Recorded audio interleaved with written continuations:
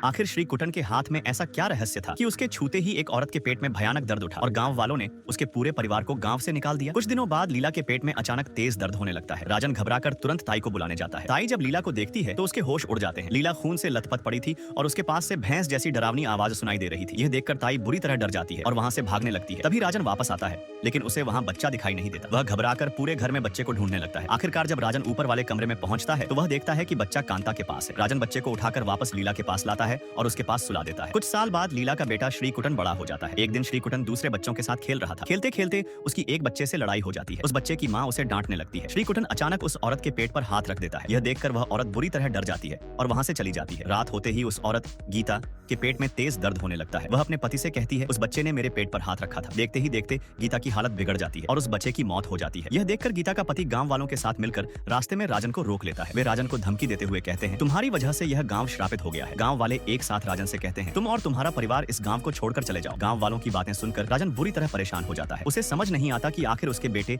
श्री कुटन के साथ ऐसा क्या रहस्य जुड़ा हुआ है जिसकी वजह से पूरे गांव पर मुसीबत आने लगी है। आगे क्या होगा ये देखने के लिए नेक्स्ट पार्ट का इंतजार करें।